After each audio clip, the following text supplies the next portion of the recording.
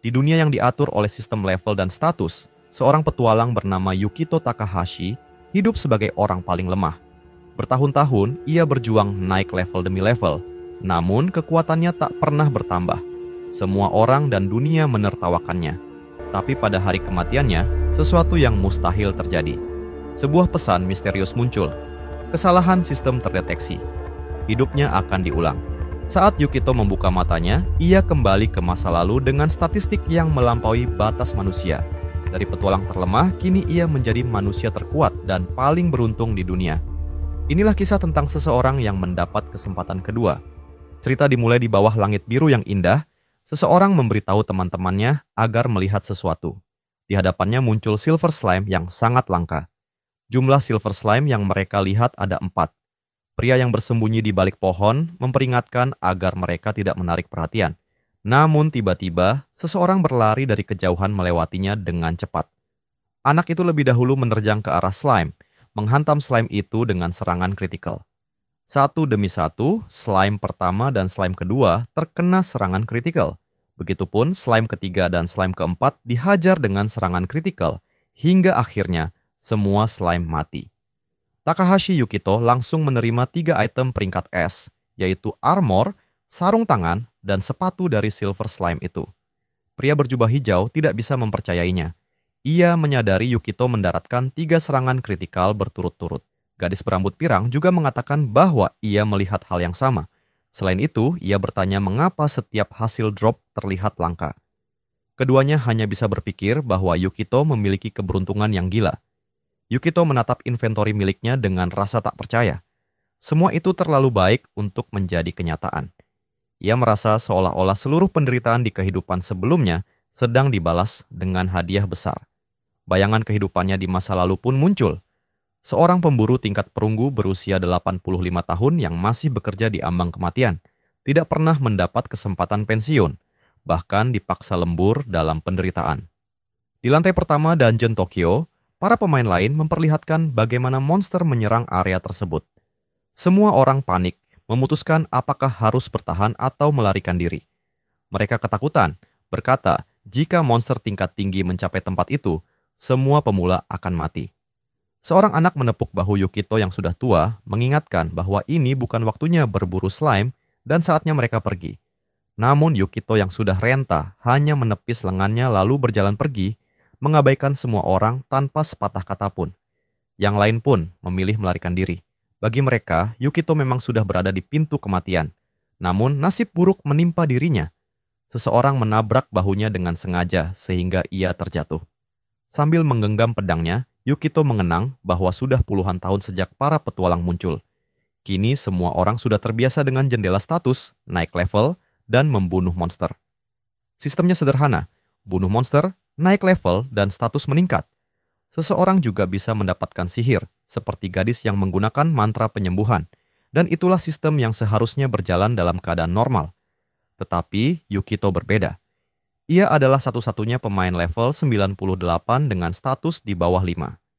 Ia berkata bahwa sepanjang hidupnya ia bekerja keras, membunuh setiap slime yang ada, dan bersumpah tidak akan menyerah. Ia terus berburu slime, hanya slime, tanpa henti sampai mencapai level 98. Namun bahkan ketika ia membunuh satu slime lagi, tidak ada perubahan yang terjadi. Batas level adalah 99, dan Yukito percaya pasti ada sesuatu yang istimewa menunggu di sana. Ia yakin dirinya tidak mungkin ditakdirkan untuk gagal. Dengan penuh emosi, ia berlari ke arah slime, menghantamnya dengan tangan kosong, berteriak agar makhluk itu mati, mencabiknya dengan kebrutalan tanpa ampun, bahkan menggigitnya. Saat itulah ia akhirnya naik level. Ia berhasil mencapai level maksimal. Dengan tubuh bergetar, Yukito berkata bahwa inilah hadiah besar untuk semua penderitaan yang ia alami. Namun sistem hanya memberikan 1 poin kekuatan, sehingga totalnya hanya menjadi 6. Yukito tak bisa mempercayainya. Ia menghantam tanah dengan putus asa, bertanya apakah dunia sedang mempermainkannya? Apakah seluruh hidupnya benar-benar sia-sia? Saat itu, ketika dikelilingi oleh para monster, Yukito merasa tidak ada lagi yang bisa diharapkan dari dunia. Monster yang diumumkan mulai muncul dan mengepungnya. Namun bagi Yukito, itu tidak masalah. Hidupnya memang selalu menyedihkan. Semua orang merendahkannya. Ia gagal menyelamatkan ibunya yang selalu merawatnya, Bahkan, ia menghancurkan impian adik perempuannya sendiri. Akhirnya, hidup terkutuknya berakhir dengan kematian. Itulah pesan terakhir dari sistem. Namun tiba-tiba, sistem mengalami error pada data Yukito. Untuk memperbaikinya, satu-satunya cara adalah mengulang kembali kehidupannya. Sebagai permintaan maaf, sistem memberinya parameter rahasia dengan 9.999 poin. Dan seketika hidupnya siap diulang. Ketika membuka mata kembali, ia mendengar seseorang mengucapkan selamat. Mulai saat itu, ia kembali menjadi seorang petualang. Yukito berdiri bingung, masih tidak sepenuhnya mengerti apa yang terjadi. Seorang gadis menanyakan apakah ada yang salah. Yukito menjawab tidak, lalu berjalan menuju pilar. Ia mengingat dengan jelas bahwa hari itu adalah hari pendaftarannya yang pertama di Guild Petualang. Ia juga teringat pesan aneh tentang bonus status yang tidak pernah ia pahami. Ketika ia membuka jendela status, tampilannya sama seperti biasa. Setidaknya ia masih memiliki 6 poin kekuatan. Hasil jerih payah 85 tahun. Tetapi kemudian ia melihat sesuatu yang aneh di pojok kanan bawah layar. Ia menggulirkan tampilan ke bawah dan terkejut, bertanya-tanya apa maksudnya. Ia memiliki 9.999 poin keberuntungan. Yukito mencoba menenangkan diri. Ia bertanya apakah status keberuntungan benar nyata di kehidupannya yang lalu. Bagi dirinya, keberuntungan selalu terasa seperti parameter rahasia yang tidak bisa dilihat siapapun. Namun, kini kenyataannya gila, ia benar-benar memilikinya. Maka pria yang menghabiskan 70 tahun berburu slime dalam penderitaan kini, dianugerahi keberuntungan tak masuk akal. Tidak ada salahnya mencoba, maka Yukito memutuskan untuk berburu slime sekali lagi. Di lantai pertama dungeon, ia melihat slime biru kecil yang sudah biasa ditemuinya. Bagi Yukito, itu terasa seperti kembali ke rumah. Namun tiba-tiba, sesuatu melintas cepat di hadapannya. Ia bertanya-tanya apakah itu benar-benar apa yang ia pikirkan. Seekor silver slime super langka, monster yang hanya pernah ia lihat sekali dalam 70 tahun berburu slime. Saat itu pun, slime itu melarikan diri. Silver slime terkenal dengan poin pengalaman besar yang diberikannya, namun juga terkenal dengan kecepatannya melarikan diri. Kali ini, Yukito mendekatinya dengan hati-hati. Tetapi tiba-tiba, sebuah anak panah mendarat tepat di dekat kakinya. Yukito hendak mengutuk orang yang jauh di sana, tetapi kemudian ia menyadari slime di hadapannya bertingkah aneh. Slime itu bergerak gelisah ke kanan dan ke kiri, seolah kebingungan. Yukito mengira slime itu akan kabur, namun ternyata makhluk tersebut justru menerjang ke arahnya. Ia tidak bisa langsung memahami apa yang terjadi. Slime itu melompat lagi dan melancarkan serangan, namun kali ini Yukito berhasil melakukan serangan balik. Ia menebas tepat ke arah inti dan kepala slime hingga makhluk itu hancur berkeping-keping. Yukito tahu benar bahwa inti adalah titik lemahnya slime, dan itulah yang ia incar. Sayangnya, pedang kecil usang yang ia gunakan patah pada tebasan pertama. Yukito merasa kini ia harus mencari pedang baru dan mengira tidak ada yang berubah dalam kehidupannya yang baru ini. Namun tiba-tiba, matanya menangkap cahaya keemasan. Ia tertegun. Sebab slime itu ternyata menjatuhkan sebuah senjata peringkat S. Dengan keberuntungan yang dimilikinya, Yukito kini benar-benar menyadari betapa besar keberuntungannya. Ia pun berpikir apakah keberuntungan itu juga berlaku untuk urusan wanita. Meski begitu, ia bersemangat karena merasa ini adalah awal yang baik. Senjata tersebut memiliki serangan mentah yang tinggi, sangat cocok untuknya, apalagi berasal dari monster yang terkenal gesit. Yukito bersiap melanjutkan perburuannya, tetapi kemudian ia melihat 4 silver slime di hadapannya. Ia sempat bertanya apakah ini mimpi, namun slime-slime itu langsung menyerangnya. Tanpa pilihan lain, ia harus melawan. Dengan serangan bertubi-tubi, ia berhasil menghantam inti slime, melancarkan serangan kritikal, dan kritikal lagi. Saat itulah drop item peringkat S berjatuhan ke tanah. Namun yang belum Yukito tahu, bagaimana ia bisa mengalahkan semua silver slime itu dengan mudah. Setelah itu, Yukito melanjutkan berburu selama sekitar 1 jam. Dalam waktu singkat, ia menemukan 10 silver slime. Padahal, di kehidupan lamanya, ia hanya pernah melihat 1 dalam 70 tahun. Lebih mengejutkan lagi, hampir semua slime itu menjatuhkan barang langka. Ransel Yukito pun sudah terisi penuh. Pada titik itu, tidak terbantahkan lagi jika keberuntungannya luar biasa. Ia menjatuhkan tubuh ke rumput sambil tersenyum, berkata bahwa dengan kekuatan ini, ia akhirnya bisa menjadi seseorang yang berarti. Ia bisa membuat keluarganya bahagia, merawat ibunya yang sakit, dan membantu adik perempuannya.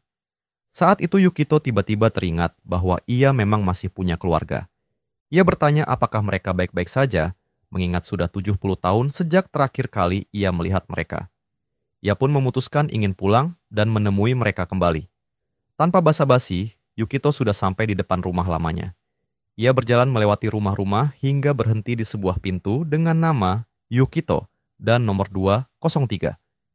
Ia mencoba menenangkan diri, menarik napas dalam-dalam, dan membisikkan pada dirinya sendiri bahwa semuanya akan baik-baik saja. Namun sebelum ia sempat mengetuk, pintu itu terbuka terlebih dahulu. Dari dalam muncullah adik perempuannya, Nomi. Yukito langsung memeluk Nomi dengan erat. Nomi kebingungan, mengira kakaknya sedang mengerjai atau ada kamera tersembunyi yang merekam tingkahnya. Namun Yukito dengan serius bertekad bahwa dalam kehidupan kali ini, ia tidak akan membiarkan siapapun merenggut hal-hal yang berharga baginya. Yukito tanpa ragu menceritakan pada Nomi bahwa kini ia memiliki keberuntungan luar biasa. Nomi pun langsung bertanya, apakah itu berarti mereka bisa menyelamatkan ibu mereka? Yukito menjawab dengan yakin bahwa tentu saja bisa, asalkan ia berusaha lebih keras lagi. Keesokan harinya, Yukito menjual seluruh item peringkat es yang ia dapatkan dan memperoleh kekayaan besar. Dengan uang itu, ia pergi ke sebuah lelang dan membeli ramuan pemulihan langka seharga 10.000. Setelah itu, ia langsung menuju rumah sakit. Di rumah sakit, ibunya terkejut melihat kedatangan mereka. Ia bertanya bagaimana keadaan mereka. Yukito menjawab bahwa justru ia yang ingin tahu keadaan ibunya. Nomi memberikan makanan pada sang ibu, namun ibunya berkata bahwa mereka seharusnya tidak membuang-buang uang untuknya. Yukito menjawab agar ibunya tidak perlu mengkhawatirkan soal uang lagi. Ia mengatakan sudah menyiapkan hadiah lainnya untuk sang ibu. Saat itu, Yukito mengeluarkan ramuan penyembuhan yang ia beli. Nomi dengan bangga berkata bahwa ia salut pada kakaknya karena mampu menghasilkan uang dari dungeon untuk membeli itu. Sang ibu penasaran bagaimana Yukito bisa mendapatkan uang sebanyak itu padahal ia baru saja menjadi seorang petualang. Yukito hanya menjawab bahwa ia beruntung dan itu bukan kebohongan. Tanpa ragu, Yukito memberi ramuan itu dan menenggaknya. Tubuhnya mulai bersinar dan ia langsung merasakan perubahan besar. Ia berkata tubuhnya terasa ringan dan napasnya lebih lega. Yukito bersorak gembira dan Nomi langsung menepuk tangannya memberi high five. Yukito bahkan menyuruh ibunya makan puding yang sudah disiapkan. Setelah meminum ramuan itu, gejala penyakit ibunya berhenti berkembang dan ia mulai menjalani rehabilitasi. Namun Yukito sadar bahwa ramuan itu hanya solusi sementara. Penyakit ibunya tidak benar-benar sembuh. Ia berkata pada Nomi bahwa mereka memerlukan ramuan peringkat legendari, eliksir sejati yang mampu menyembuhkan penyakit hingga tuntas. Nomi mengatakan ia pernah melihat tentang itu di televisi, bahwa hanya petualang terkuat di dunia yang pernah mendapatkannya. Masalahnya, ramuan itu hanya muncul di lantai dungeon 50 ke atas. Selain itu, ramuan itu tidak bisa diperdagangkan. Yukito tidak bisa membelinya dari orang lain. Nomi pun menyadari bahwa artinya mereka harus mendapatkannya sendiri. Yukito mengiyakan hal itu. Nomi kemudian bertanya apakah Yukito benar-benar bisa menembus lantai-lantai tinggi dungeon. Yukito menjawab bahwa biasanya hal itu mustahil baginya. Kematian Yukito akan sama seperti seekor anjing yang tertabrak di jalan. Nomi sempat terkejut mendengar itu, namun Yukito menjelaskan bahwa biasanya memang begitulah akhirnya. Kekuatan yang diberikan kepadanya bukanlah sekadar keberuntungan, namun juga Yukito mendapat pengetahuan yang ia bawa dari kehidupan sebelumnya. Yukito tahu di mana eliksir bisa muncul karena meskipun ia tidak pernah bisa naik lebih tinggi, ia selalu mempelajari setiap lantai. Ternyata eliksir hanya bisa diperoleh dari bos monster lantai 20, Ancient Golem. Masalahnya, monster itu bukan hanya sulit dibunuh, melainkan juga sulit ditemukan. Belum lagi, jarang sekali ia menjatuhkan item tersebut, sehingga hampir tidak ada orang yang tahu soal ini. Dalam kehidupannya yang lalu, hal itu hanya pernah terjadi sekali. Namun, melihat jalannya keadaan sekarang, Yukito merasa hal itu tidak mustahil untuk dicapai. Nomi menatap wajah Yukito yang penuh kelicikan, seolah sedang merencanakan sesuatu yang mencurigakan. Ia lalu menyuruh Yukito untuk minum air dan berkata, ia yakin Yukito bisa melakukan apapun yang ia tekadkan. Yukito menjawab bahwa memang ada kemungkinan, tapi ia harus mempersiapkan beberapa hal terlebih dahulu karena selalu ada cara yang lebih efisien untuk menyelesaikan masalah. Hal pertama yang jelas ia butuhkan adalah pedang es rank miliknya. Namun pedang itu memiliki kutukan berupa penurunan akurasi 30%. Dan juga Yukito membawa Silver Slime Tears. Tak lama kemudian, Nomi datang dan bertanya, apakah Yukito hendak pergi ke dungeon? Ia mengangguk. Nomi menilai itu terlalu berisiko dan menyuruhnya membeli armor karena Yukito hanya mengenakan pakaian compang-camping. Namun Yukito menjelaskan bahwa atributnya terlalu rendah untuk menggunakan armor. Ia sendiri mengakui bahwa meskipun keberuntungannya gila-gilaan, atribut dasarnya masih terlalu rendah dan bahkan ia tidak tahu bagaimana cara memperbaikinya. Untuk saat ini, pilihan Yukito hanyalah terus berburu monster dan melihat perkembangan. Setidaknya, ia mulai mendapatkan beberapa skill yang membantunya bertarung. Nomi lalu menjelaskan jika Yukito ingin menjadi lebih kuat, ia harus menaikkan atribut dasarnya. Ia menyinggung sesuatu tentang lantai 5. Yukito membenarkan, di lantai itu terdapat Crown of Alice, monster langka yang menjatuhkan buah ajaib. Nomi mendoakan keberuntungan Yukito, lalu memberinya bekal makanan dan mengingatkannya agar berhati-hati. Kehangatan keluarga itu terasa terlalu bahagia, seakan-akan kapan saja sebuah meteor bisa jatuh menghantam rumah tersebut. Yukito lalu melangkah pergi dan mengucapkan sampai jumpa. Kemudian ia berada di hutan yang dipenuhi tanaman pemakan daging serangga. Dengan pakaian lusuhnya, ia benar-benar terlihat seperti karakter sampingan. Dungeon Alice memang dikelilingi tanaman, dan masalah terbesarnya adalah mudah sekali tersesat di sana. Untungnya, karena ini termasuk lantai awal, sudah banyak petualang yang melewatinya. Bahkan ada peta detail yang menunjukkan setiap jalur. Yukito berjalan cukup lama hingga tiba di lokasi yang seharusnya merupakan sarang monster. Pohon-pohon di sana tampak biasa saja ketika suasana normal. Tetapi jika dilempari batu, mereka akan bergerak. Benar saja, salah satu makhluk itu bangkit untuk menyerangnya. Yukito sudah memperkirakan hal ini dan serangannya tepat sasaran, menghasilkan kritikal lagi. Selama seseorang tahu dari mana serangan kejutan datang, tempat ini sebenarnya tidak terlalu sulit. Setelah membunuh satu, Yukito langsung mendapatkan drop langka, buah ajaib. Ia memakannya dan merasa rasanya seperti buah apel. Namun, yang terpenting, ia mendapatkan tambahan 1 poin kekuatan. Buah itu sangat langka, sehingga biasanya tidak mungkin dijadikan strategi untuk menaikkan atribut. Kecuali jika seseorang adalah manusia dengan keberuntungan 999% yang bisa seharian di dungeon hanya untuk menjatuhkan buah dan memakannya. Yukito benar-benar melakukannya. Atribut kekuatannya sudah bertambah 27 poin, ditambah poin lainnya untuk atribut berbeda. Masalah atribut rendah kini seolah terselesaikan. Yukito memutuskan untuk pulang hari itu juga, tetapi tiba-tiba sesuatu bergerak cepat di belakangnya. Ia berbalik kaget dan melihat seseorang memperingatkan bahwa tempat ini bukan lokasi yang baik untuk berburu sendirian. 2 orang pria dengan wajah tolol mendekat dan menanyakan siapa dirinya. Namun Yukito segera menyadari bahwa mereka bukan petualang, melainkan clawlers. Salah satunya mengejek bahwa bocah manja dengan perlengkapan mahal akan segera celaka. Yang lain menyuruhnya menyerahkan semua barang jika ingin tetap hidup. Namun tiba-tiba salah satu dari mereka terkapar mencium tanah. Yukito terkejut sekaligus gembira karena sesuatu berhasil diaktifkan. Lawannya tadi menggunakan teknik Beast Sting, sebuah kemampuan yang hanya bisa dipelajari di level 25, jauh di atas level Yukito. Secara teori, Beast Sting adalah serangan tak terhindarkan, meskipun kekuatannya berkurang 30%. Untungnya, Yukito mengenakan Slime Spear, ia menggunakan 1 dari 3 kesempatan untuk memotong separuh kerusakan. Karena serangan itu sudah lemah lalu dipotong setengah lagi, hasilnya nyaris tidak ada apa-apanya. Jika bukan karena keberuntungannya, Yukito pasti sudah berlubang perutnya. Pria pendek yang tingginya bahkan tak sampai 1 meter kini ketakutan. Tidak percaya, Yamada bisa tumbang hanya dengan 1 pukulan. Yukito menyuruhnya menyerah dan mungkin ia akan dimaafkan. Namun lawan itu membentak agar tidak meremehkannya, mengklaim dirinya mematikan dalam pertarungan jarak jauh. Yukito tersenyum lalu berkata dirinya tidak bisa bertarung jarak jauh, maka lebih baik dibuat adil. Yukito membuka sistem, mengeluarkan sebuah tongkat sihir, dan menyatakan bahwa mereka akan bertarung secara seimbang. Pria kecil di sampingnya kebingungan melihat jenis senjata itu. Yukito menjelaskan bahwa itu adalah Staff of Nonsense, sebuah barang rampasan dari makhluk yang pernah ia kalahkan. Lawan itu langsung merasa di atas angin. Staff of Nonsense memang langka, tetapi sama sekali tidak berguna.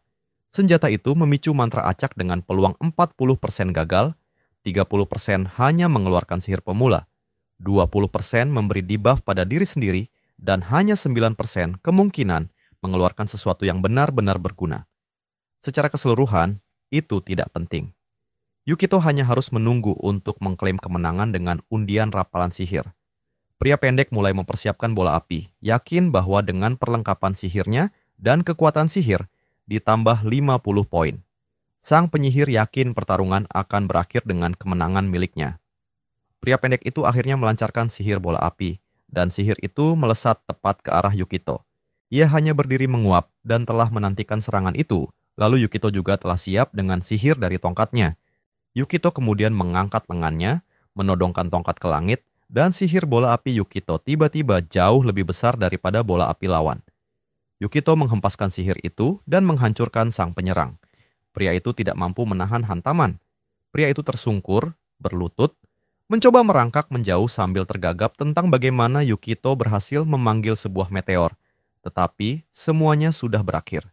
Yukito menghantamnya sekali lagi hingga membakar tubuh pria itu total. Meskipun sebenarnya pria itu sudah kencing sebelum ledakan. Yukito menyaksikan ledakan yang meninggalkan kawah, melintasi seluruh hutan, dan para penjahat yang tersisa dalam kondisi yang tak seharusnya diketahui orang. Yukito menyesali bahwa penggunaan Staff of Nonsense telah mendorong senjata itu sampai hancur. Yukito menarik napas panjang sambil meminta maaf pada jiwa pria itu dan pada teman gendutnya, mengatakan bahwa keberuntungan yang dimilikinya terlalu berlebihan. Namun Yukito kemudian teringat bahwa para pria itu adalah kriminal. Yukito tidak bisa begitu saja meninggalkan mereka tergeletak. Yukito mengambil beberapa ranting, mengikat para brengsek itu, dan menyeret mereka keluar dari hutan. Yukito mengantar para kriminal itu langsung ke polisi.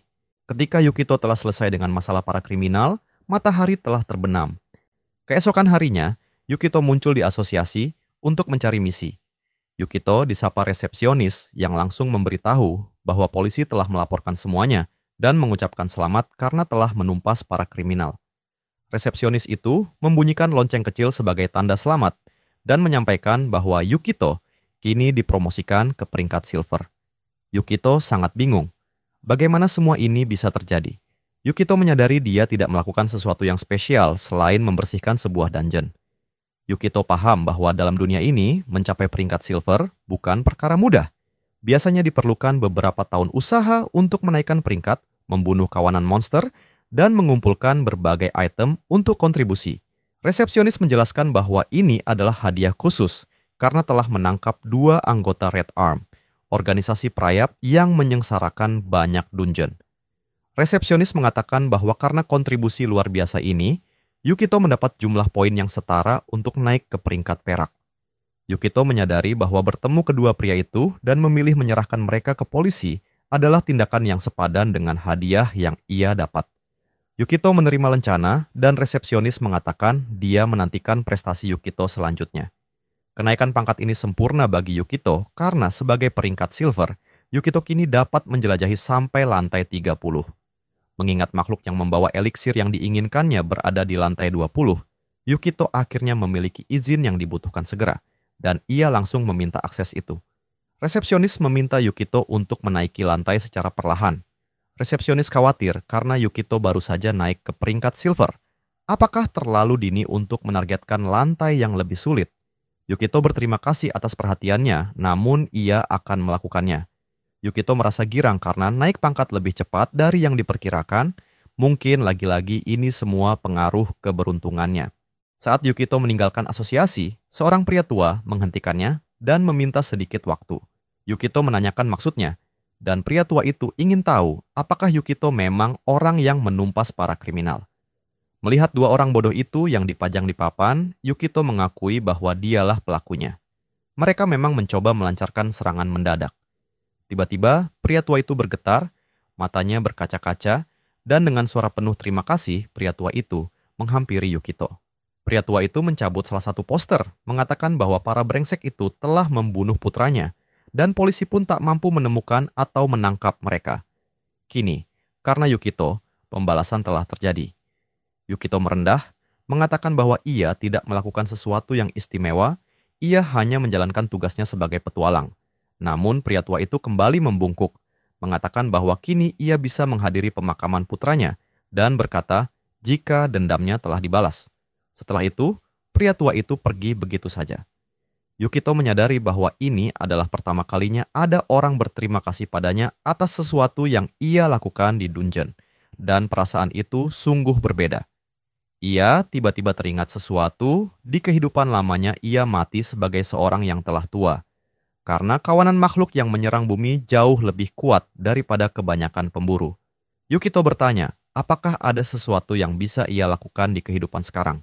Tetapi ia kembali ke kenyataan, Yukito baru saja mulai bertani monster dan menjadi lebih kuat, jadi belum ada yang bisa dilakukannya mengenai tragedi besar tersebut sekarang.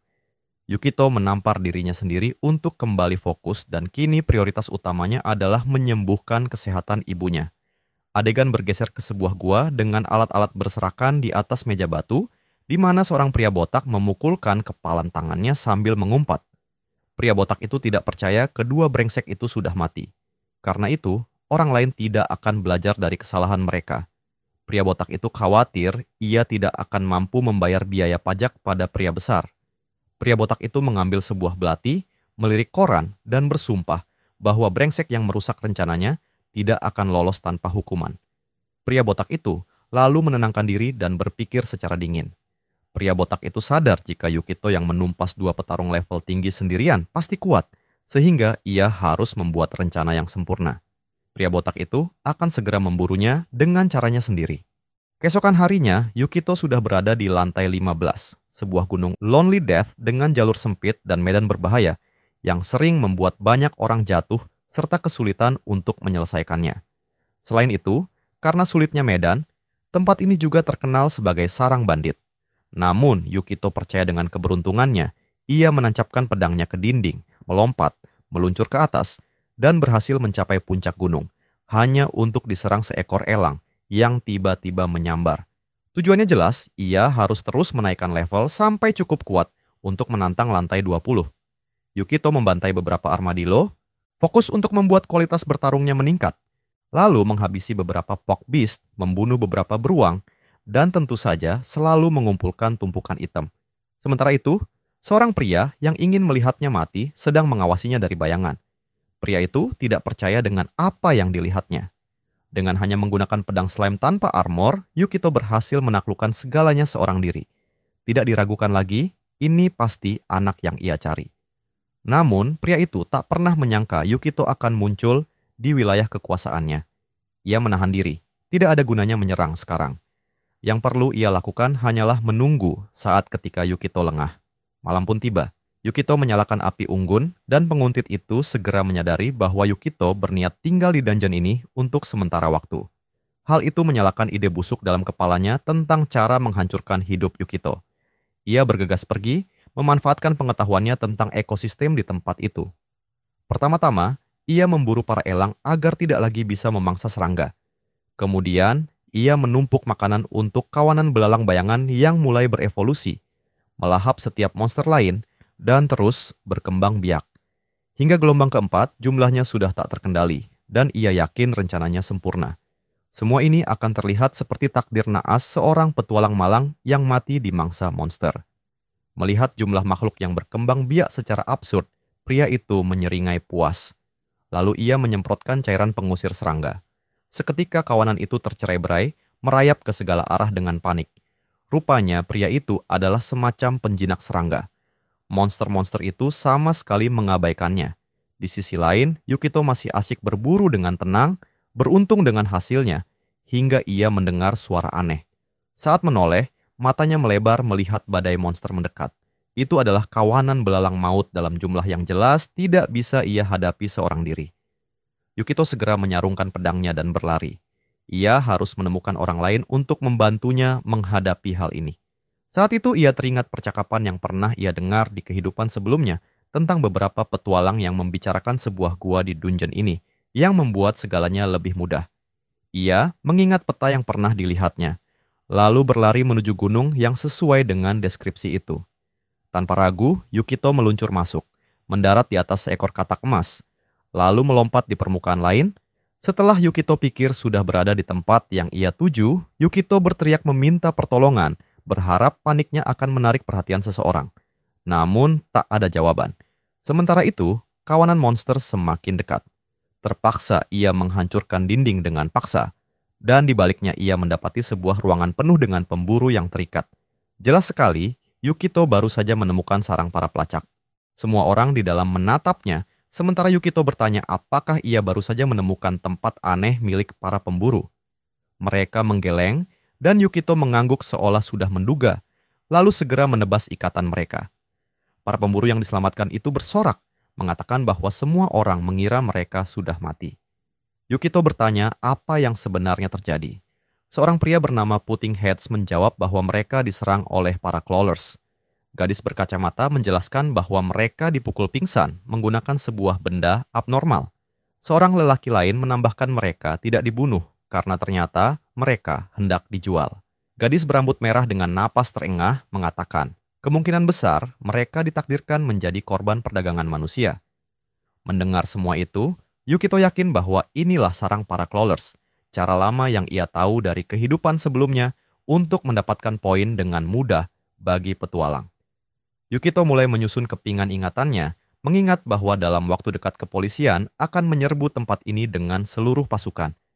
Tapi entah bagaimana mereka berhasil menghentikan para Clawlers dan memastikan tempat ini digunakan lagi sebagai tempat berkumpul para petualang. Namun sekarang, Yukito sudah menemukan semuanya jauh sebelum polisi punya petunjuk.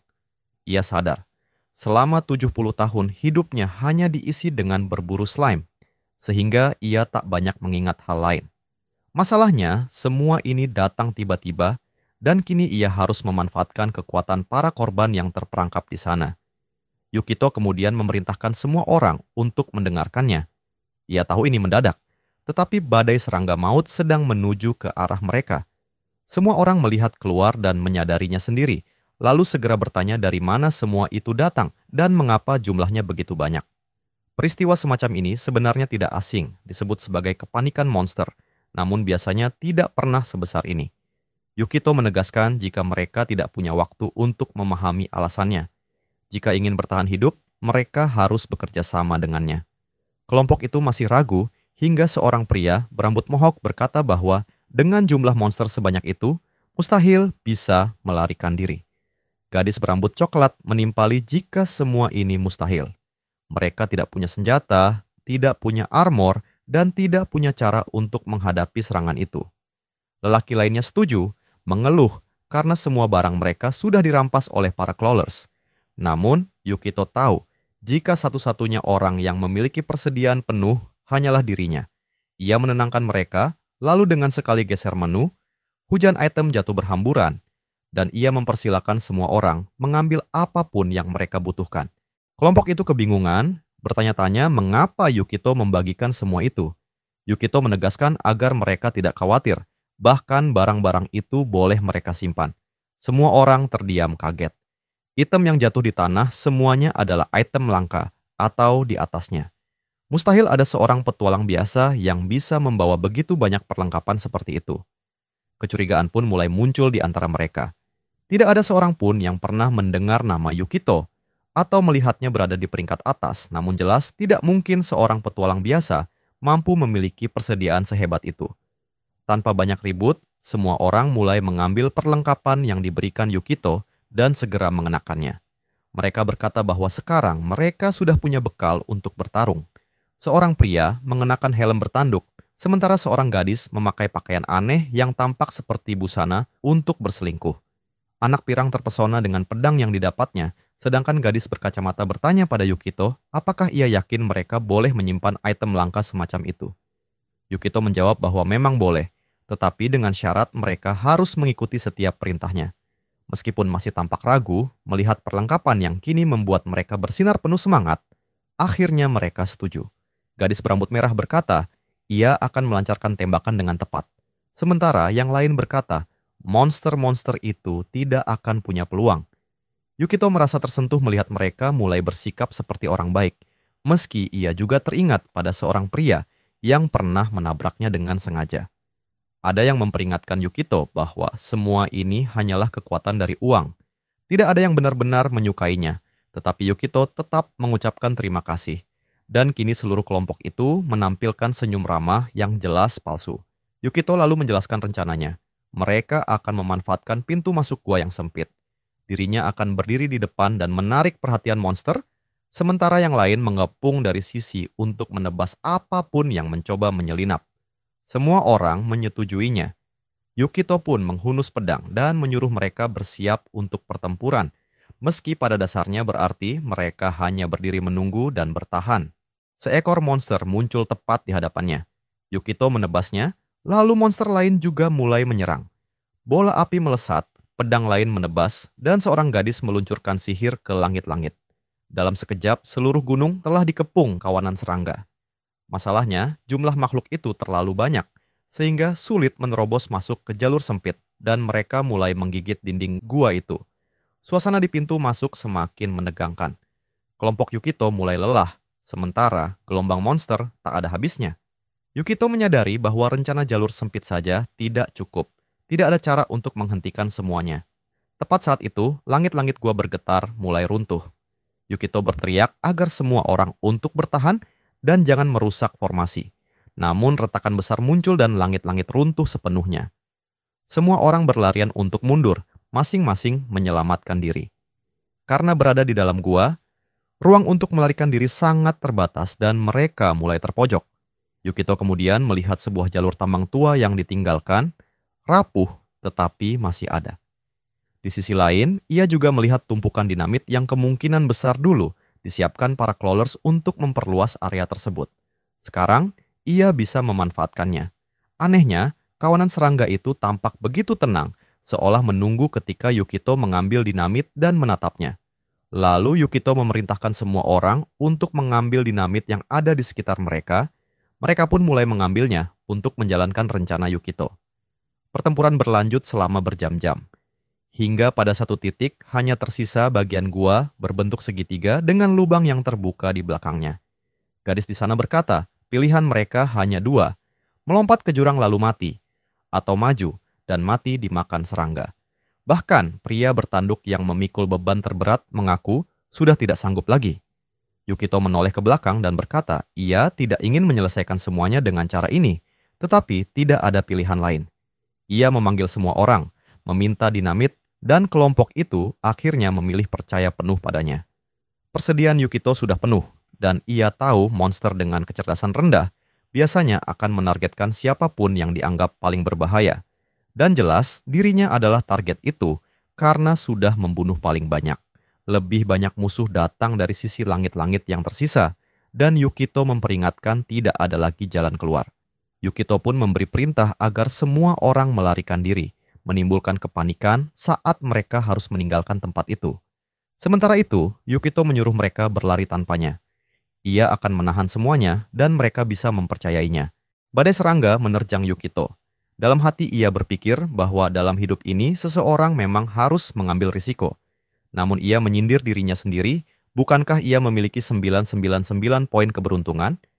Dengan wajah datar tanpa rasa malu, Yukito menyalakan 13 batang dinamit dan melompat dari gunung, mengucapkan salam perpisahan pada kawanan monster serangga. Namun, sistem memperingatkannya jika peluang meledakkan bahan peledak berkurang 50% karena kemahirannya rendah. Ditambah lagi, penataan itemnya yang buruk membuat peluangnya semakin menurun. Namun pada akhirnya, ledakan tetap berhasil. Gua itu dipenuhi cahaya menyilaukan, lalu segalanya meledak. Serangga yang menerobos bagian tengah tetap maju ke arah Yukito, yang hampir kehilangan pijakan di antara bebatuan. Namun, ia berhasil menemukan jalur dari satu batu ke batu lain di udara. Pada saat yang sama, Yukito menebas pilar terakhir yang menopang gua, menjatuhkan semuanya. Meski begitu, pemimpin kawanan masih hidup. Makhluk itu menyerang, tetapi Yukito menggunakan teknik pamungkasnya Beasting Attack dan berhasil mendaratkan serangan kritikal yang sempurna. Musuh itu tumbang seketika dan Yukito mendarat dengan senyum puas, sementara semua orang yang menyaksikan hanya bisa terdiam tak percaya. Bertanya-tanya, apakah benar anak itu membunuh monster besar sambil terbang di udara. Namun Yukito sendiri lebih sibuk berpegangan pada dinding agar tidak jatuh ke jurang. Namun sesuatu terjadi pada pedang yang ditancapkannya ke dinding. Ia menyadari jika 999 poin keberuntungan tidak bisa menyelamatkannya kali ini. Saat tubuhnya telah melayang jatuh ke jurang, seseorang melemparkan tali dan menariknya ke atas. Entah mengapa butuh 8 orang untuk menarik bocah seberat 50 kilo itu. Akhirnya Yukito berhasil selamat dari maut di depannya. Kini hasilnya jelas. Gunung hancur, mayat serangga menumpuk tanpa akhir, dan apapun taruhannya, Yukito keluar sebagai pemenang.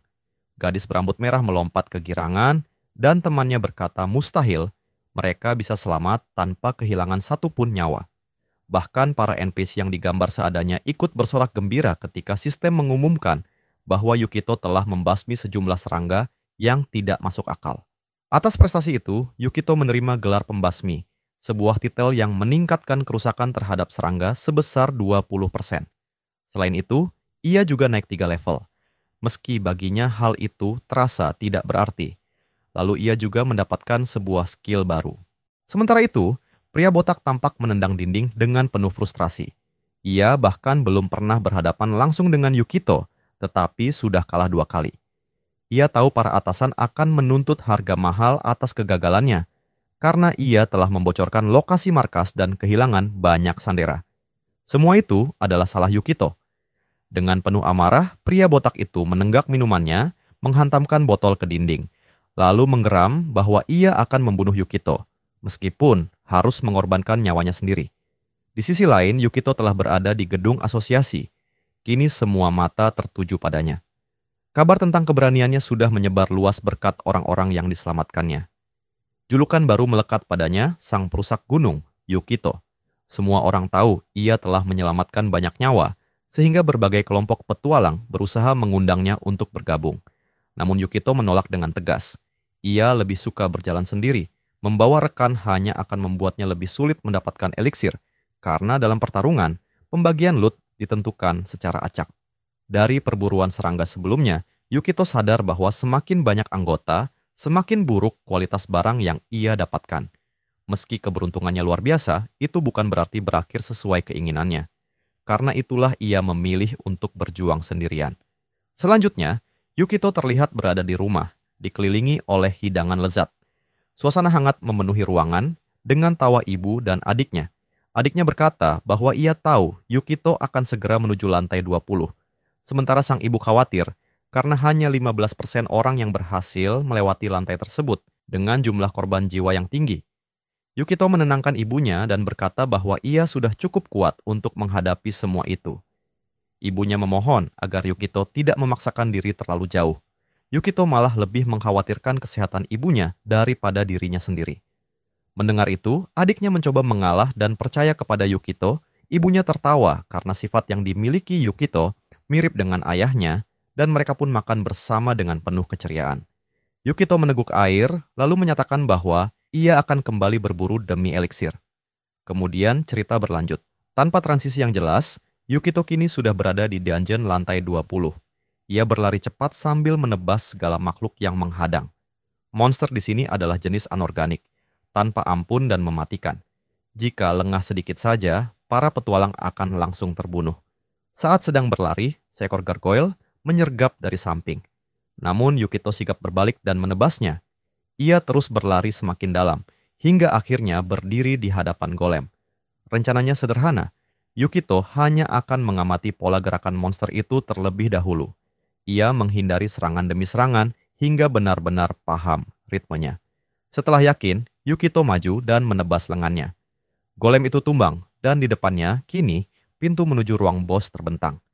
Ia bersiap membuka pintu itu dengan keyakinan penuh, karena pertarungan kali ini akan menjadi penentu bagi perjalanan hidup barunya.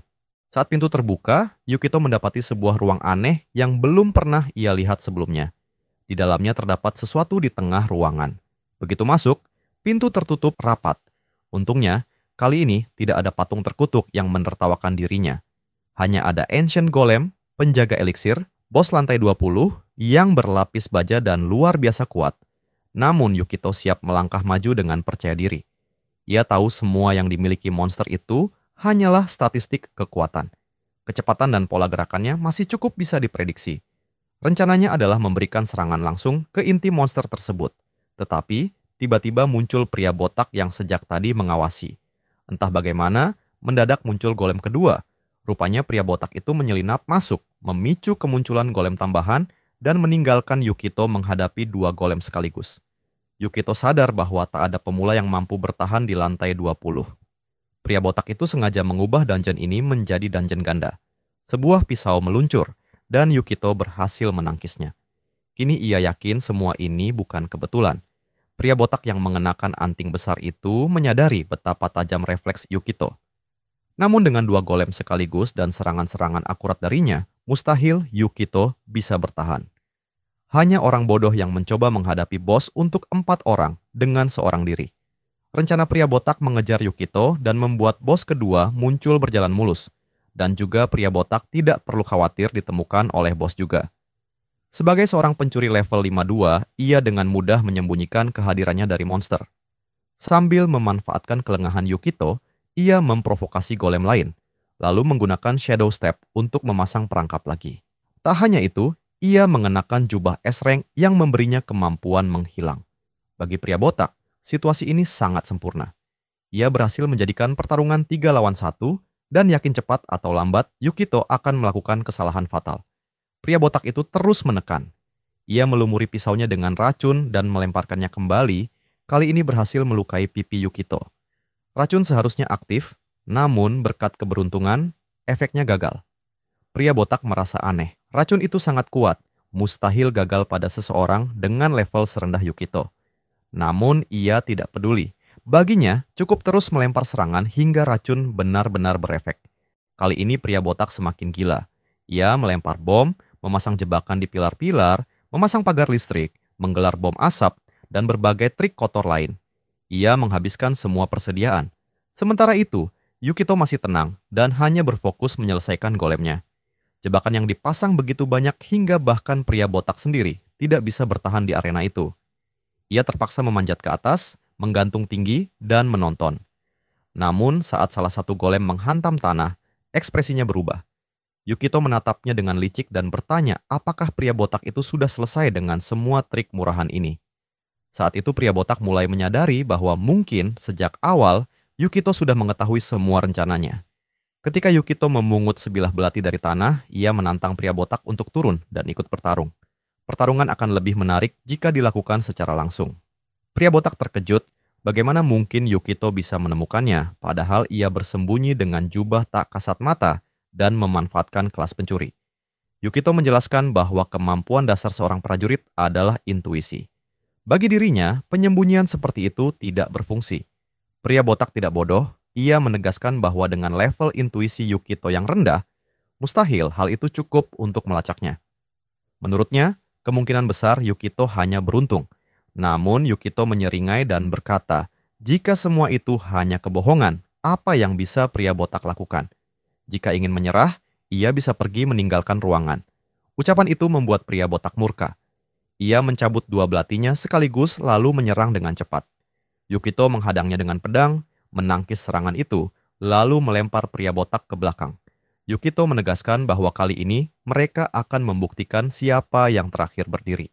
Di sisi lain, meski pria botak masih bingung bagaimana Yukito menemukannya hanya dengan intuisi tingkat rendah, Yukito tahu pria botak itu tak akan pernah percaya pada kebenarannya. Intuisi memang benar-benar kemampuan dasar yang ia miliki, tetapi kemampuannya bekerja berdasarkan probabilitas. Dengan keberuntungan luar biasa yang dimilikinya, probabilitas itu berubah drastis. Peta mini yang dimiliki Yukito menunjukkan segalanya. Letak jebakan, pilar, posisi monster, bahkan keberadaan pria botak dan semua persiapan yang ia buat. Pria botak terus menekan maju, meski mengakui bahwa Yukito sangat mengesankan untuk seseorang di level rendah. Yukito menanggapi dengan santai. Berterima kasih atas pujian itu dan pertukaran kata mereka berlanjut sementara golem masih mengintai di dekatnya. Namun pria botak kehilangan kesabaran. Ia mengatakan dengan kecepatannya, cepat atau lambat Yukito akan terkena serangan. Benar saja, serangannya berhasil menancap ke lengan Yukito. Untungnya, Yukito mampu menahan efek lumpuh dari serangan itu. Pria botak bahkan memuji daya tahannya, heran bagaimana Yukito bisa terus menahan efek status abnormal. Yukito mencoba bergerak ke samping, berusaha menyerang balik dari belakang. Namun, pria botak terlalu lincah. Ia menghindar dengan mudah. Yukito lalu mengaktifkan jurus Beasting Strike, sebuah serangan dengan tingkat akurasi yang dijamin mengenai sasaran. Namun pria botak membalas dengan teknik Butterfly Dance, menghindari semua serangan itu sambil menciptakan ilusi. Pria botak menjelaskan bahwa satu-satunya cara untuk menghindari serangan dengan akurasi mutlak adalah pengelakan sempurna. Ia meluncurkan 2 serangan tambahan ke arah Yukito, dan salah satunya berhasil mengenai kakinya. Pria botak menyeringai puas, mengatakan bahwa kini hanya tinggal menunggu waktu sebelum Yukito tumbang. Tiba-tiba, golem melancarkan serangan laser. Karena kakinya baru saja terluka, Yukito tersandung dan tanpa sengaja merunduk, sehingga tembakan itu meleset. Pria botak tertawa, menyebut lantai 20 penuh dengan kejutan. Ia terus menghindari golem, menghindari Yukito, dan hanya menunggu waktu hingga lawannya kehabisan tenaga. Pria botak kembali menyerang dengan cepat, Yukito menangkis, namun pikirannya sedang mencari solusi lain. Saat itulah Yukito merasakan sesuatu, karena tanpa sadar ia melangkah masuk ke dalam salah satu jebakan yang dipasang pria botak. Melihat itu, pria botak bersorak gembira. Akhirnya Yukito terperangkap. Kini saatnya mengakhiri pertempuran di lantai 20. Ia meluncurkan serangan tajam bernama Scorpion Strike. Yukito berusaha menangkis, namun tubuhnya terhempas keras hingga menabrak dinding. Ia terlempar, tubuhnya terhantam, dan terlihat benar-benar kesulitan. Dengan tatapan haus darah, pria botak melangkah maju, menyatakan bahwa semua akan berakhir di sini. Yukito berteriak putus asa, namun tiba-tiba ekspresinya berubah, seolah hanya bercanda. Ia menekan sebuah tombol rahasia di dinding, dan seketika pria botak terperangkap dalam sebuah bola ungu bercahaya. Pria botak sadar itu adalah gravitational snare, sebuah jebakan yang menimbulkan tekanan luar biasa hingga ia sulit membuka mulut untuk berbicara.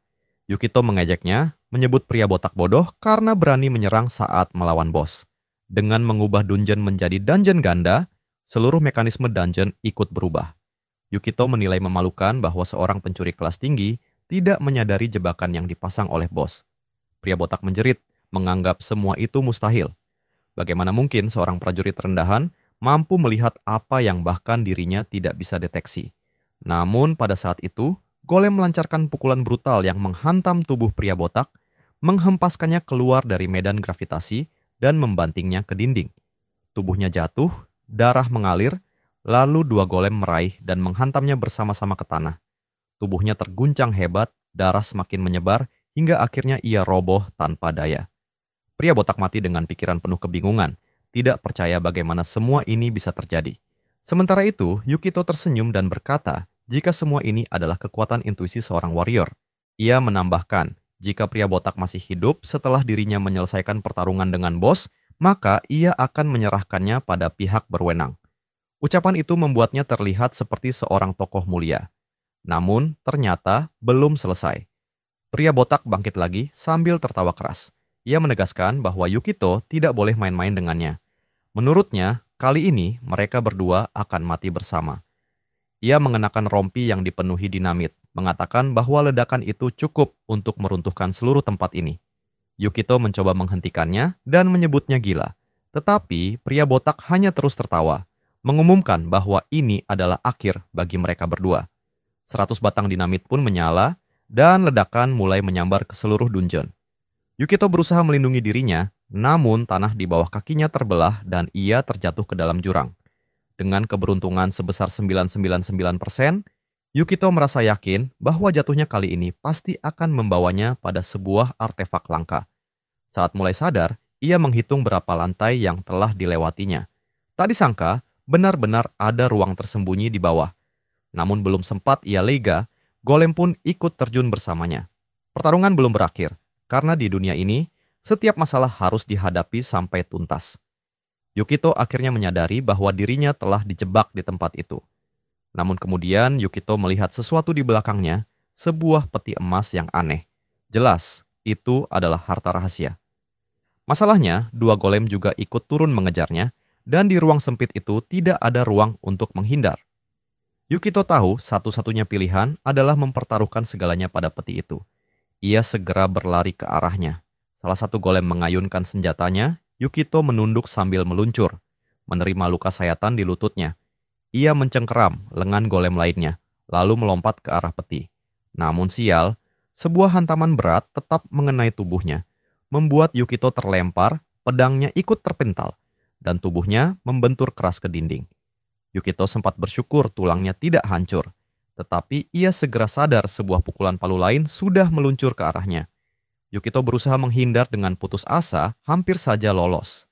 Namun kenyataannya hantaman itu tetap mengenai tubuhnya. Kakinya hancur lebur, bagaikan menjadi adonan lunak. Yuki menggertakkan giginya, menahan sakit yang luar biasa, bahkan ingin muntah. Tetapi ia menolak menyerah. Peti emas itu tepat di hadapannya. Sebuah hantaman lagi menghantam tubuhnya, membuatnya tampak seperti Sung Jinwo yang babak belur. Namun Yukito mengingat kembali 70 tahun penderitaan yang sudah ia lalui, dan ia berkata pada dirinya sendiri bahwa itu jauh lebih buruk. Meskipun tanpa kaki, Yukito tetap menyeret tubuhnya mendekati cahaya dari peti itu, bersumpah tidak akan menyerah sekarang. Dengan sisa tenaganya, ia berhasil membuka peti tersebut. Dan benar saja, di dalamnya terdapat sebuah gelang yang terlihat sangat kuat. Yukito tersenyum puas melihatnya. Namun dua golem tidak memberi waktu. Yang satu sudah mengincar dari belakang, sementara yang lain sedang mengisi tenaga untuk menembakkan sinar laser. Yuki cepat-cepat mengenakan gelang itu pada lengannya dan menegaskan bahwa semuanya belum berakhir. Gelang tersebut ternyata adalah gelang teleportasi. Sesuai namanya, gelang itu mampu memindahkan pemakainya secara acak. Namun, seperti biasa, ada batasan probabilitas dalam mengaktifkannya. Peluangnya bahkan hanya tinggal 15%. Tetapi, Yukito memiliki keberuntungan 999%. Ketika golem menghantam, gelang itu pun aktif. Tentu saja berhasil. Yukito lenyap dari dungeon itu dan muncul kembali tepat di belakang salah satu golem. Meski kakinya sudah hancur, ia tetap menancapkan pedangnya ke titik lemah monster itu. Akan tetapi pertarungan ini tidak pernah mudah. Golem berbalik, menghantamnya dengan bahu, lalu melepaskan sinar laser raksasa yang menghancurkan ruangan. Yukito bahkan mengeluh, berkata bahwa pertarungan ini terlalu sulit dan seharusnya ia sudah menang. Meski begitu, gelang itu terlalu kuat. Yukito kembali berteleportasi, muncul di belakang golem lain, dan menyerang titik lemahnya. Golem hijau berbalik, melempar tubuh Yukito ke arah golem ungu yang sudah siap mengayunkan palu. Namun sekali lagi gelang itu aktif. Yukito berpindah dan menebas titik lemah. Serangan demi serangan ia lancarkan. Golem-golem itu memiliki daya tahan yang absurd, tetapi Yukito terus memanfaatkan kemampuan teleportasi, berpindah dari satu titik ke titik lain, menebas kelemahan mereka berkali-kali, hingga retakan mulai menyebar di kristal inti para golem. Yukito menolak menyerah meski kakinya lumpuh. Bahkan kini ia bertarung di udara, tanpa pernah menyentuh tanah. Kedua golem akhirnya menyerang dari arah berlawanan. Yukito berkata bahwa inilah akhir dari segalanya. Ia menghilang, membuat kedua serangan golem itu saling bertabrakan mengenai inti masing-masing. Pada saat yang sama, Yukito muncul di udara, mengaktifkan teknik beasting, dan menancapkan serangan kritikal yang sempurna. Setelah itu ia masih melompat, menghunus pedangnya, dan menebas golem kedua, mengeluarkan cahaya dari jurus pamungkasnya. Kesadarannya mulai menghilang bersama dengan dua golem yang musnah, sementara gelang itu retak, seolah akan hancur karena batas pemakaian. Namun sistem akhirnya mengumumkan bahwa Yukito berhasil mengalahkan dua ancient golem sekaligus. Sebagai hadiah, Yukito memperoleh dua eliksir, satu untuk dirinya sendiri dan satu lagi untuk ibunya. Tanpa ragu, Yukito segera menenggak salah satunya. Cahaya hijau memenuhi ruangan, memulihkan tubuhnya sepenuhnya. Kakinya kembali utuh, kekuatannya pulih 100%, dan satu eliksir lain ia genggam erat untuk diberikan pada ibunya. Sistem juga mengumumkan bahwa Yukito memenuhi kondisi khusus dan memberinya beberapa gelar baru. Survivor yang menambah 10 daya tahan, Giant Slayer yang menambah 20 kekuatan, dan Champion of Justice yang menambah 10 kelincahan. Yukito menyimpannya di inventaris dan kini ia lega karena telah mendapatkan eliksir yang ia cari. Setelah itu, Yukito melompat dan menggunakan teleportasi untuk keluar dari lubang tersebut. Saat mencapai permukaan, ia terkejut mendapati lawannya yang botak sudah tidak ada. Rupanya orang itu meledakkan dirinya dengan 100 batang dinamit yang diikat di tubuhnya. Tidak ada yang tersisa, hanya jubahnya. Yukito penasaran apa ia bisa menggunakan jubah itu untuk bukti kejahatan dari pria botak. Kini ia berjalan pergi meninggalkan dungeon itu. Dengan bangga Yukito membuka pintu keluar, menyatakan bahwa tahap ini telah selesai. Setelah itu, Yukito pergi langsung ke gedung asosiasi. Ia melaporkan seluruh kejadian yang ia alami, bahkan menunjukkan jubah yang berhasil ia bawa kembali. Sang resepsionis terkejut dan segera memanggil pengawas. Beberapa saat pengawas datang, berterima kasih kepadanya, dan bahkan menawarkan wawancara. Namun Yukito tidak peduli. Yang ia inginkan hanyalah membawa eliksir itu untuk ibunya. Ketika Yukito kembali ke jalanan kota, suasana sudah berbeda. Semua orang kini mengenalinya. Wajahnya bahkan terpampang besar di papan reklame. Setelah perjalanan yang panjang, Yukito tiba di rumah, membuka pintu, dan mendapati ibunya serta adiknya menyambut penuh hangat atas kedatangan Yukito di sana. Ia menunjukkan pada ibunya bahwa ia membawa minuman terkuat dari semuanya, yaitu eliksir. Adegan berganti di sebuah rumah sakit. Saat hasil pemeriksaan telah keluar, sang dokter memastikan bahwa penyakit ibunya telah sembuh total. Yukito dan adiknya hampir tidak percaya, tetapi sang dokter menjelaskan bahwa hal itu wajar mengingat betapa langkanya eliksir tersebut. Kebahagiaan pun memenuhi keluarga itu. Ibunya memeluk tangan Yukito erat-erat, berterima kasih padanya. Bagi mereka, penderitaan telah berakhir, dan Yukito berhasil membawa keajaiban ke dalam rumahnya. Yukito dipenuhi emosi ketika ia berterima kasih kepada ibunya karena telah membesarkannya, mengingat masa lalu ketika dirinya hanyalah seorang lelaki tua yang menyedihkan. Terpaksa menyaksikan kematian sang ibu tanpa bisa berbuat apa-apa. Namun Nomi segera memotong suasana itu, menyuruh mereka berhenti bersikap terlalu dramatis, dan segera pulang karena tempat ini bukanlah tempat yang tepat untuk meluapkan perasaan. Nomi juga memperingatkan Yukito agar tetap waspada terhadap keadaan sekelilingnya. Tiba-tiba, segalanya berubah menjadi gelap. Dari jendela, seseorang tampak sedang mengawasi mereka.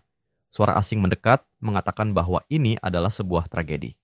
Tanpa peringatan, seorang pria berambut pirang muncul. Pria itu berkomentar betapa menyedihkannya melihat keluarga yang begitu mengagumkan justru harus tenggelam dalam duka. Satu-satunya hal yang menyelamatkannya bahwa mereka sudah berada di rumah sakit. Lalu pria itu berbicara lantang, menyebutkan bahwa mereka sudah berusaha sebaik mungkin, tetapi sayangnya tidak bisa menyelamatkan sang pasien. Dengan begitu, keluarga tidak akan punya pilihan selain menerima kenyataan. Penyebab kematian akan tercatat sederhana sebagai serangan jantung. Nyatanya, pria itu telah menghentikan waktu dan bersiap untuk menyerang adik Yukito. Namun Yukito berhasil menerobos penghalang tersebut dan menghentikannya. Pria pirang itu tertegun, tak percaya, sementara Yukito menuntut penjelasan atas apa yang sedang ia lakukan. Sang pria kebingungan, bertanya-tanya bagaimana mungkin Yukito bisa bergerak di dalam kekosongan waktu. Yukito menekannya lagi, menuntut alasan mengapa pria itu ada di sana. Saat itulah pengakuan muncul. Sosok di hadapan Yukito adalah Oyama Cosmo Oyama, sang pahlawan besar, petualang terkuat dengan peringkat nomor 1, orang yang selama ini dipercaya dunia sebagai penyelamat. Oyama tersenyum, memperkenalkan dirinya sebagai pahlawan dengan peringkat tertinggi, menunjukkan lambang di dadanya. Yukito langsung menanyakan alasan mengapa ia menyerang Nomi adiknya, tetapi Oyama justru menegaskan bahwa dialah yang akan mengajukan pertanyaan. Ia ingin tahu mengapa Yukito bisa bergerak di dalam penghalang kekosongan waktu. Menurutnya, hal itu hanya mungkin dilakukan oleh seseorang yang sudah pernah mengalami kematian. Dengan kata lain, satu-satunya penjelasan rasional untuk saat ini adalah Yukito juga merupakan seorang regresor. Mendengar itu, Yukito segera menebak bahwa Oyama juga berada di kehidupan keduanya. Oyama mengakuinya, lalu menjelaskan bahwa karena mereka berdua berada dalam situasi yang sama, solusinya sederhana. Ia hanya datang untuk menghapus risiko yang dapat menghancurkan dunia. Yukito tidak mengerti apa hubungan adiknya dengan akhir dunia. Oyama kemudian menerangkan bahwa Nomi adalah salah satu faktor penyebab melalui pengaruh buruk yang akan ia ciptakan pada suaminya di masa depan. Yukito teringat dengan pria yang konon ditakdirkan menikahinya dan tetap tidak memahami maksudnya. Oyama menjelaskan bahwa pria itu adalah seseorang yang sangat penting bagi dunia. Runtuhnya pernikahan mereka akan menimbulkan dampak buruk yang begitu besar, hingga pria itu meninggalkan ekspedisi dungeon, membiarkan para monster tidak terkendali, dan pada akhirnya, dunia akan menderita. Dengan kata lain, Nomi secara tidak langsung menjadi alasan bencana itu, sehingga Oyama bersikeras untuk membunuh adiknya lebih awal. Oyama hanya ingin tahu apakah Yukito mengerti penjelasannya. Namun Yukito dengan tegas menjawab bahwa masa lalu tidak sama dengan masa depan. Ia sudah mengubah banyak hal. Ibunya sudah berhasil ia selamatkan, sehingga Nomi tidak akan pernah dipaksa menjadi pekerja malam untuk membayar pengobatan ibunya dan tidak akan pernah bertemu pria itu. Perubahan ini saja sudah cukup untuk mengguncang masa depan, maka tidak ada alasan bagi Oyama untuk membunuhnya. Oyama mengangguk tetapi kemudian mengatakan bahwa ia tidak akan bersandar pada teori. Lebih mudah bertindak langsung dan menghapus segala ketidakpastian. Yukito menegaskan bahwa ia tidak akan membiarkan hal itu terjadi.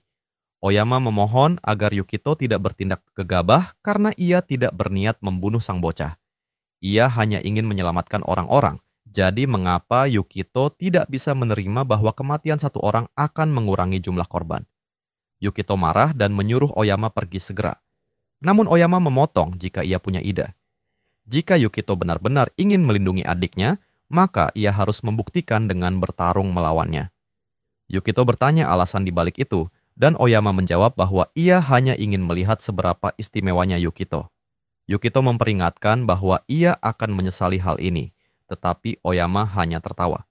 Ia membuka jendela statusnya, menampilkan semua atributnya yang melampaui angka 3000 di semua atribut, jelas jauh di atas apa yang bisa dibayangkan seorang pemuda.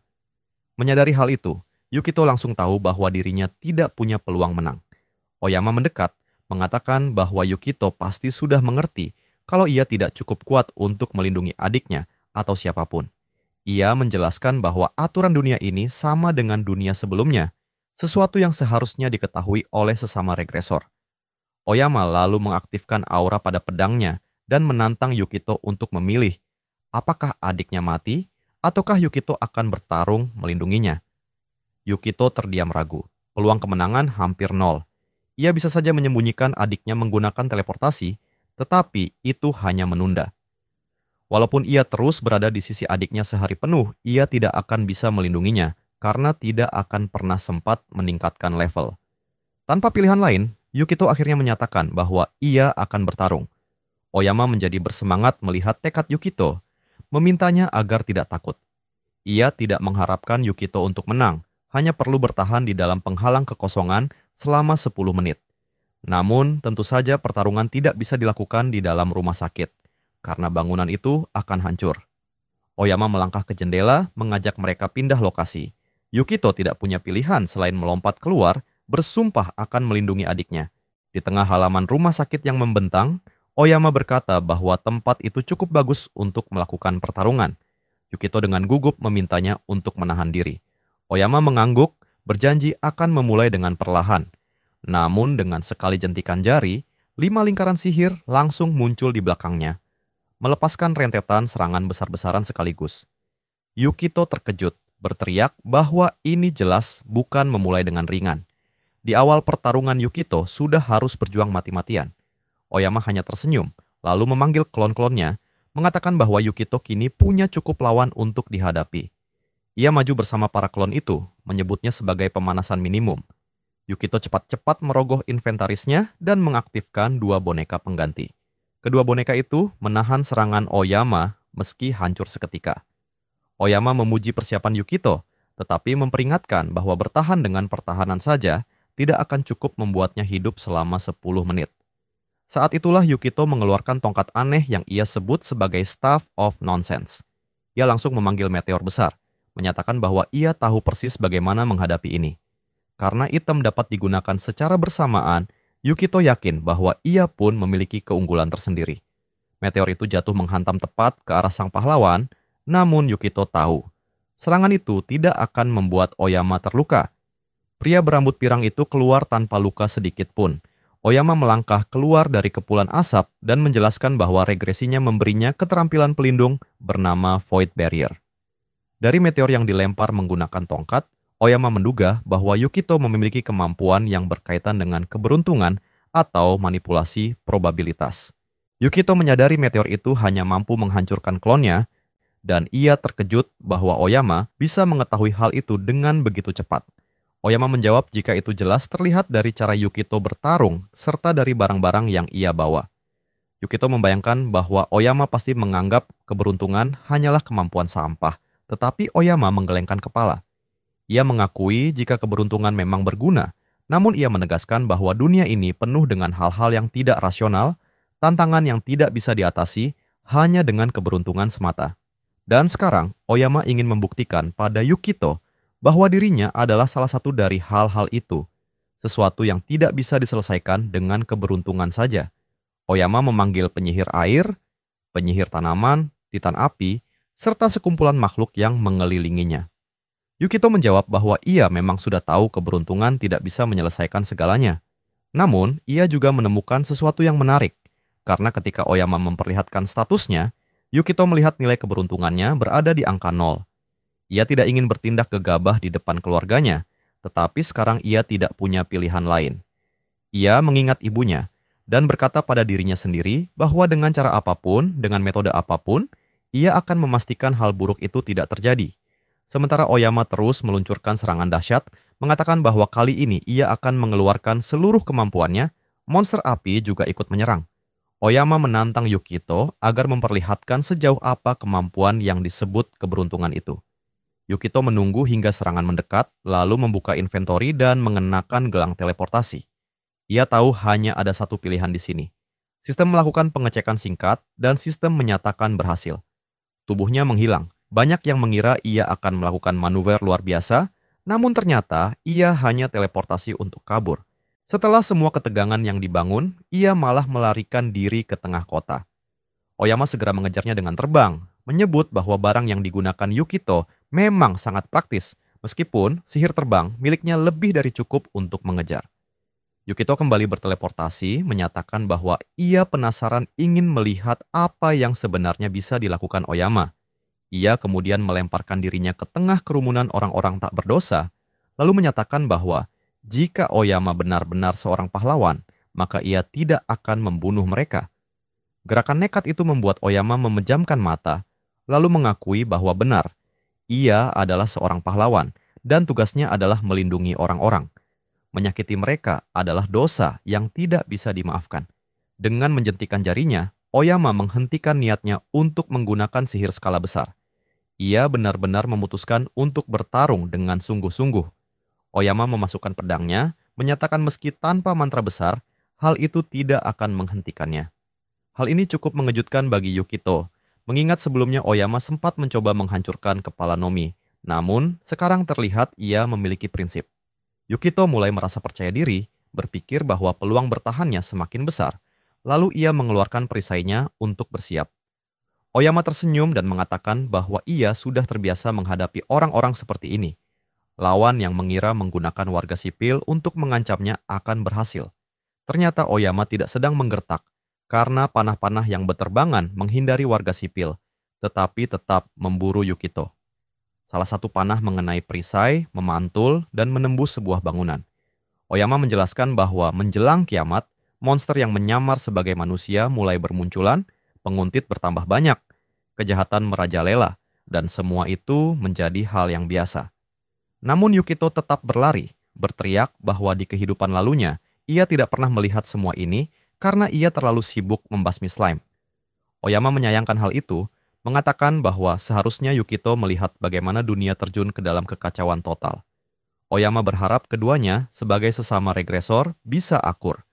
Yukito menjawab bahwa sayangnya, bukan dirinya yang menghalangi hal itu.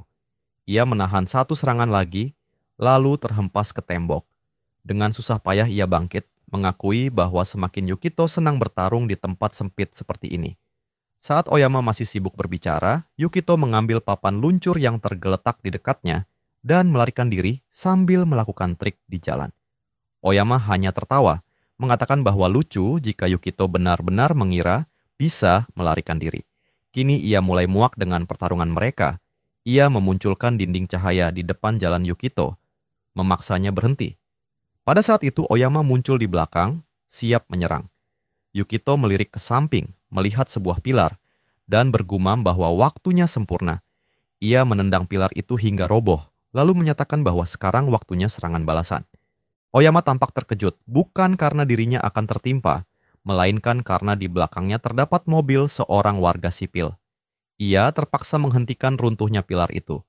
Yukito memuji Oyama, mengatakan jika ia memang pahlawan yang baik hati. Oyama menjawab bahwa tentu saja, menyelamatkan orang-orang adalah yang ia lakukan setiap hari. Namun saat itu Yukito menyatakan bahwa ia ingin melihat seberapa banyak yang bisa benar-benar dilindungi oleh Oyama. Percikan listrik menyembur dari jaringan kota, serta uap gas mulai keluar dari pipa yang bocor, dan ledakan seketika mulai terjadi. Yukito tampak seperti sedang berubah menjadi seorang teroris. Oyama tetap lebih tenang, tetapi terpaksa memanggil makhluknya untuk memadamkan api dengan air. Yukito menyatakan bahwa itu tidak akan cukup, karena pohon-pohon di sepanjang jalan sudah terbakar, tanah terbelah membentuk kawah, dan Oyama bisa memahami bagaimana segalanya hancur secara bersamaan. Tidak ada pilihan lain selain memanggil roh-roh lain untuk menyelamatkan semua orang yang terjatuh. Sebuah mobil sedang terseret ke bawah, semua orang nyaris mati. Yukito mengingatkan agar Oyama tidak melupakannya, namun Oyama bersikeras bahwa Yukito sebaiknya mundur, karena ia sudah punya terlalu banyak yang harus ditangani. Lagi pula, serangan Yukito tidak ada yang benar-benar berhasil. Yukito mengakui hal itu, bahwa ia memang tidak bisa memberikan kerusakan nyata, tetapi itu tidak berarti ia tidak bisa mengganggunya. Ia menghantam Oyama dengan perisainya, membuatnya kehilangan keseimbangan. Oyama tersungkur dan berteriak marah, menanyakan apa yang sedang ia lakukan. Apakah Yukito benar-benar ingin orang-orang terbunuh? Namun Yukito hanya berkata bahwa sebaiknya Oyama berlibur ke selokan. Oyama berusaha bertahan dengan berpegangan pada tepi, namun Yukito menebasnya sehingga tubuh Oyama terlempar jatuh langsung ke dalam selokan yang kotor. Oyama menyebut bahwa anak itu sama sekali tidak masuk akal. Tetapi Yukito mengangkat tongkatnya, memperingatkan bahwa ia bisa menjatuhkan meteor ke kota kapan saja. Akhirnya Oyama menyerah dan berkata baiklah, ia mengakui kekalahan. Ia menerima bahwa dirinya kalah dalam duel konyol ini. Sebuah pertarungan di mana ia tidak diizinkan membunuh siapapun. Oyama menjelaskan bahwa semuanya berakhir kacau karena nasib buruknya sendiri. Entah kenapa, dirinya selalu terseret dalam kecelakaan-kecelakaan aneh. Itulah sebabnya pertahanan nekat Yukito malah terus-menerus menghancurkan kota. Benturan absurd antara keberuntungan luar biasa Yukito dengan kemalangan tak berujung milik Oyama menciptakan bencana. Oyama mengakui bahwa ia terkesan karena anak itu begitu mengenal kota ini. Yukito menjawab bahwa ia ingat betul bagaimana semua ini terjadi, apa yang meledak, dan alasannya, karena ia pernah mengalaminya ketika kehilangan keluarganya. Ia tidak peduli apakah itu cukup untuk menenangkan si pirang atau tidak. Oyama menanggapi dengan lembut bahwa ia mengerti, namun menambahkan jika Yukito harus menemaninya sebentar. Void Barrier akan segera lenyap dan Oyama harus memperbaiki semuanya, sesuatu yang tidak bisa dilakukan Yukito. Oyama juga menyuruhnya kembali ke rumah sakit untuk menghentikan bencana terkutuk. Namun Yukito belum mengerti dengan bencana tersebut. Oyama meluruskan bahwa yang ia maksud adalah bencana yang akan menimpa rumah sakit. Karena Yukito seorang regresor, ia seharusnya sudah tahu. Namun Yukito menegaskan bahwa ia sama sekali tidak tahu. Oyama hanya terdiam tersenyum, mengira Yukito sedang bercanda, tetapi anak itu sungguh serius. Ia benar-benar tidak tahu. Oyama mengatakan bahwa itu mustahil. Bagaimana mungkin seorang regresor tidak mengetahuinya? Yukito menjelaskan bahwa ia menghabiskan 70 tahun hanya berburu slime dan tidak melakukan hal lain. Oyama terdiam, lalu mengatakan bahwa Yukito harus menyusun rencana.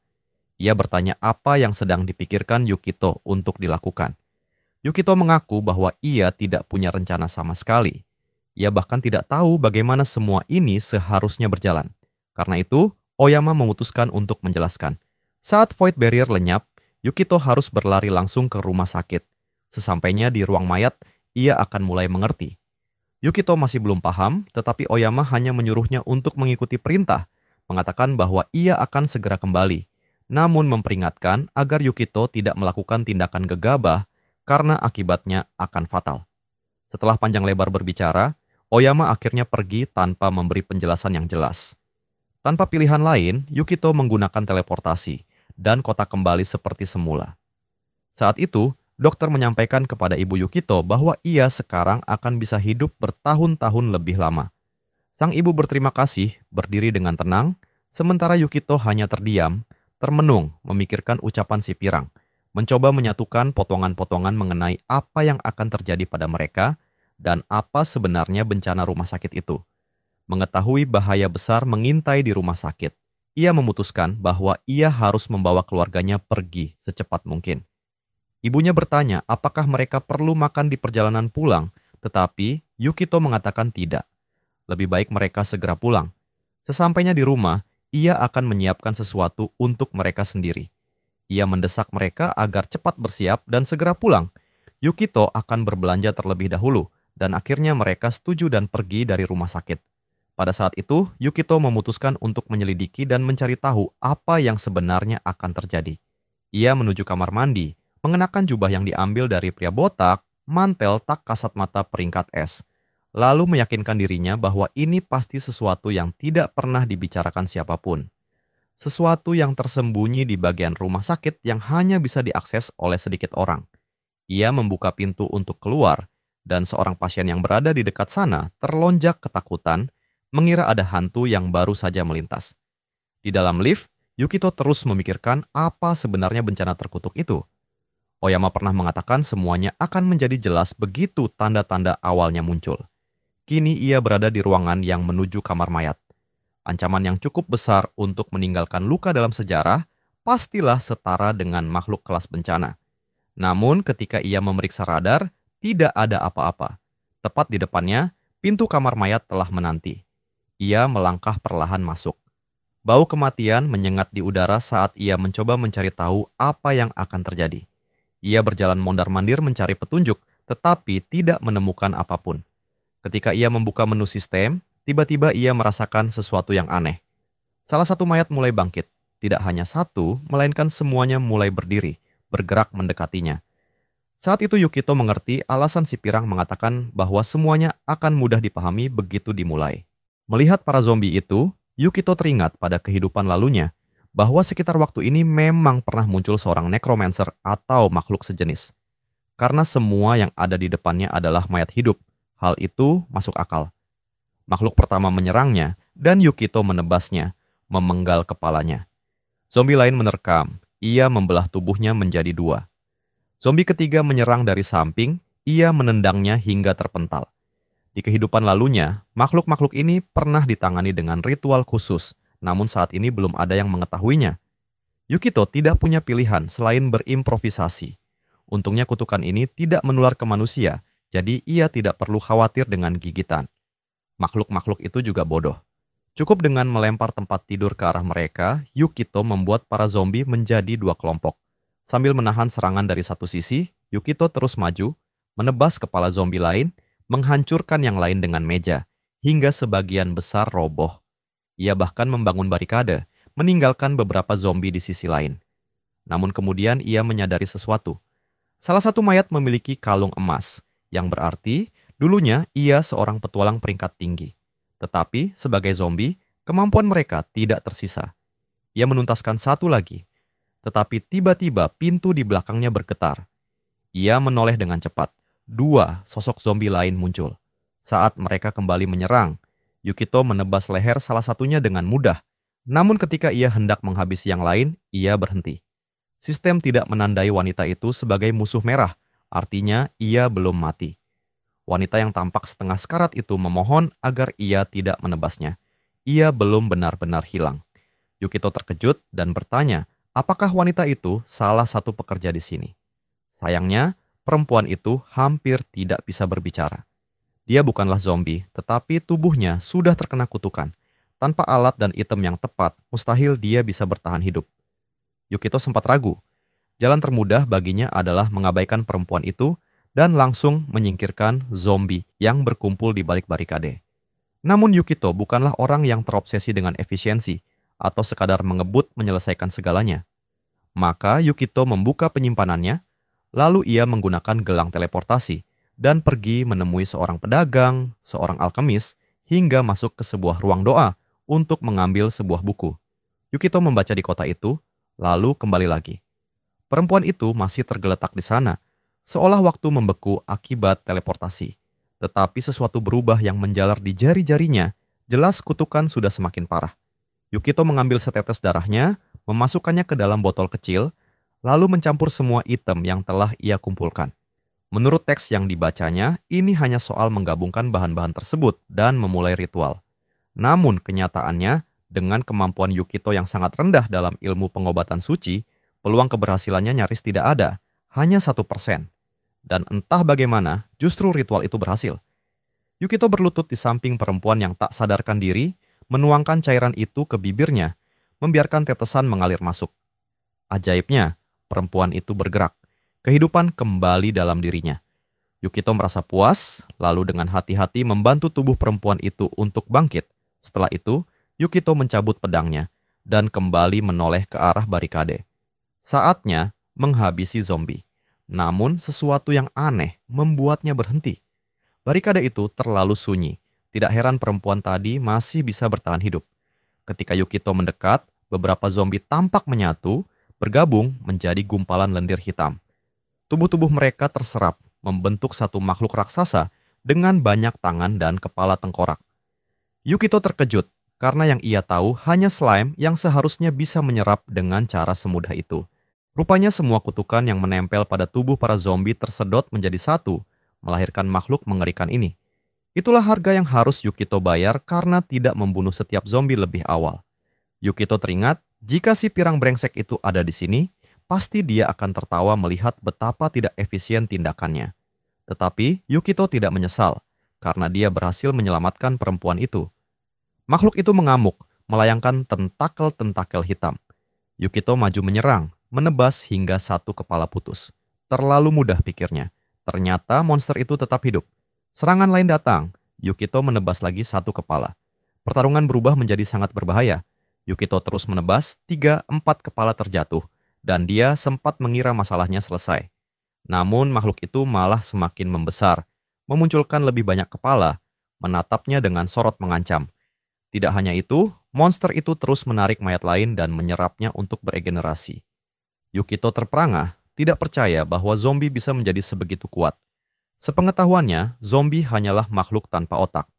Lebih buruk lagi, seberapa banyak pun Yukito menebas kepala, regenerasi monster itu jauh lebih cepat. Permasalahannya, sebagian besar kemampuan seorang petarung dirancang untuk pertempuran 1 lawan 1, bukan serangan area. Pilihan Yukito hanyalah menggunakan tongkat anehnya, tetapi ia tidak mungkin menjatuhkan meteor di dalam sebuah rumah sakit. Ia sempat berpikir mungkin bisa menunda waktu sampai si pirang muncul. Namun harapan itu sirna ketika makhluk tersebut menyerap lebih banyak mayat dan ukurannya makin besar. Tentakel-tentakel kembali menghantam, membuat Yukito terus menghindar, sementara ruangan di sekitarnya runtuh. Ia sadar, jika ingin selamat, ia harus membunuh monster ini secepatnya, sebelum benar-benar tak terkalahkan. Di saat itu, kenyataan menghantam. Yukito baru saja naik ke peringkat silver, dan jelas kekuatannya masih terlalu jauh untuk menghabisi monster semacam ini hanya dengan satu serangan. Sambil menangkis serangan, ia menoleh ke sudut ruangan, melihat tumpukan peralatan alkemia yang sebelumnya ia gunakan untuk membuat ramuan penyembuh. Namun serangan lain datang dari monster itu. Yukito terus menebas tentakel, hingga ia menggunakan tempat tidur pasien sebagai perisai. Ia berusaha mengingat resep, mantra, atau trik apapun yang bisa dipakai. Jika Yukito tidak memiliki sesuatu, seharusnya ia bisa membuatnya. Di tengah gempuran serangan zombie, sebuah ide muncul membuat pistol. Yukito mematahkan kaki-kaki tandu, membentuknya menjadi semacam pipa. Monster menghantam lagi, Yukito mengeluh betapa tidak sabarnya makhluk itu. Ia melempar tandu lain ke dalam inventory, mengambil perisainya di dalam penyimpanan, lalu bersiap bertahan dengan perisai.